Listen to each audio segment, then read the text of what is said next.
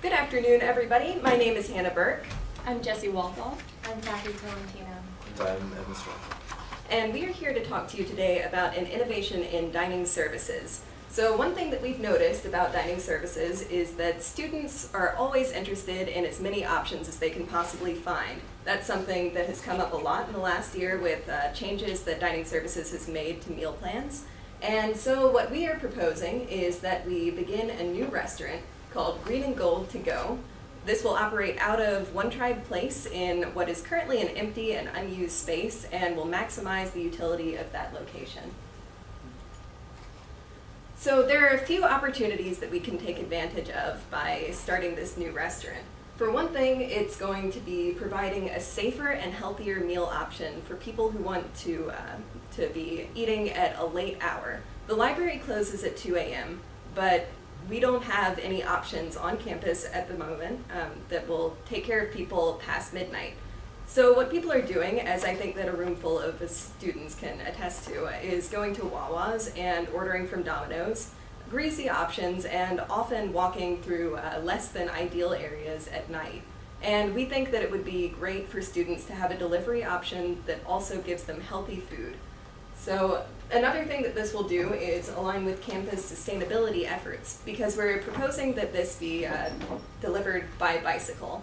And this is going to be something that, of course, won't solve all sustainability issues on campus, but may help with image and will be something that will inspire students to possibly take their own transportation rather than driving cars. And furthermore, it will enable students to gain management experience. We have a business school on campus, but very few opportunities for students to maximize the practical experience of that goal. So we'll be allowing students to function in assistant management capacities under the supervision of a general manager, and they will be able to gain practical experience in the working world that way. All right, I'm just going to go over some of the logistics of the proposal. So as we mentioned already, it's going to operate out of unused restaurant space in One Tribe Place, which has been unused since the college took over the hospitality house. And so it's been sitting there, nothing's happening in it, and we just want to make sure that we're not wasting resources. We're going to deliver to both William and Mary students and the Williamsburg community within a 5-mile radius. Because we do want to involve the community as well, we don't want to be so isolated, because our campus, many of us feel like we are sort of in a bubble, and we want to be involved with the broader community a bit, but while also not biting off more than we can chew by extending our radius too far.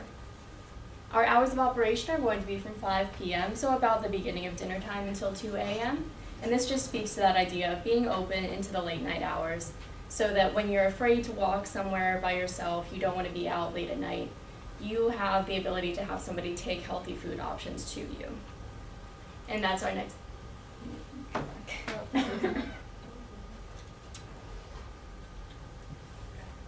And so as we mentioned earlier, we don't want kids to have to be forced to call Domino's and order a pizza when they could get something like a salad or a healthy deli sandwich or pretzels or something like that. The options are really, really unlimited as far as healthy choices. They're just not available currently. And so as we talked about earlier, again, we're going to fulfill deliveries primarily via bike so that we are cutting down on emissions from actual gas-powered vehicles. But in the cases where we would have large orders, perhaps an entire hall is ordering something for dinner time, we do want to be able to accommodate those students as well, and so we will have one large van for such orders. And the restaurant will be college-run with the goal of having student assistant managers to give them that hospitality experience or that management experience. But we also, in terms of opening this up to the community as well, we want other positions to be able to be applied for by individuals outside of the college campus.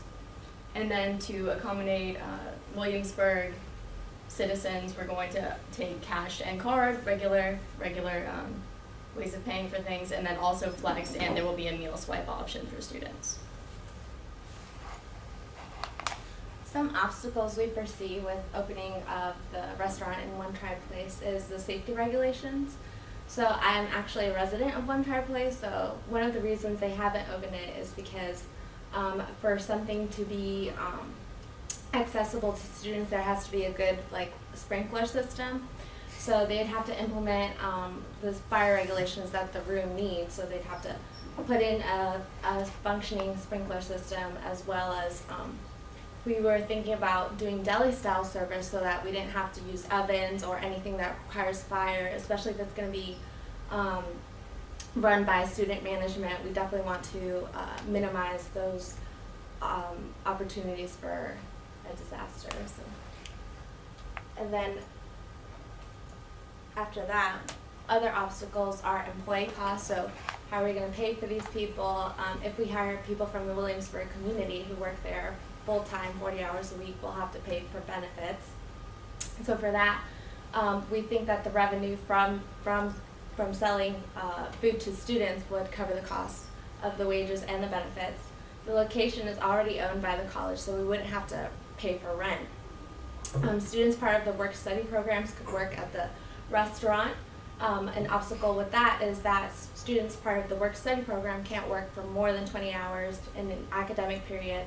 But it's extended over breaks, and like fall break and Thanksgiving break, they can work for 40 hours. And students also, there's some sort of lack or desire to work late nights due to other academic activities such as homework and group studies and stuff like that.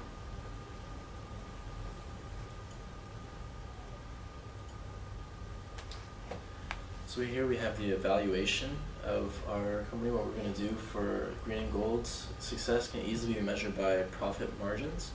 So basically we're going to be factoring in the costs of the bikes that we'll be using to distribute the food.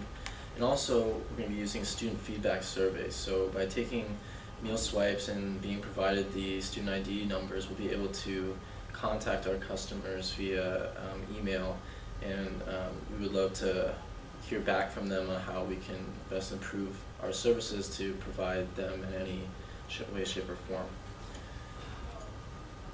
So with Green and Gold to go, William & Mary can effectively address three major challenges: health, safety, and sustainability. And in closing, what we really want you to think about is any sort of situation that you've been in where this could be very beneficial. So if you're, let's say that it's late at night and you're very sick, or maybe you had an injury from playing club sports, or maybe you're really tired from the 3 midterms you have the next morning. Well, this gives you an option to have a healthy and sustainable food option late at night without having to go provide your own transportation to Wawa or Domino's. And so we think that this is a great option to improve food services for the college. Are there any questions? Give me an idea of a menu, sort of a typical menu items. Definitely different kinds of salads. That's also very sort of trendy right now, almost, is being able to make any kind of salad you want. And so those, I think, would be a really good and interesting option for students, as well as deli sandwiches, your typical deli foods, basically. And why are you hiring locals again as opposed to relying totally on students? Well, one of the reasons that we wanted to hire people from the outside community is because we're concerned about students working these late night hours. Part of the reason that we want to be delivering in the first place is that we think that they may have conflicts or things like that that might prevent them from being out at 2 a.m. Questions? Andy? So will the assistant managers also be working during the time of like 5 to 2? Like if those are student employees, how will that work? I feel like because they're assistant managers, there's going to be a general manager who's most likely going to be someone who works full-time from the Williamsburg community, and then the student assistant managers will assist the general manager and will have working hours that are convenient to their schedules. Great. Thank you very much.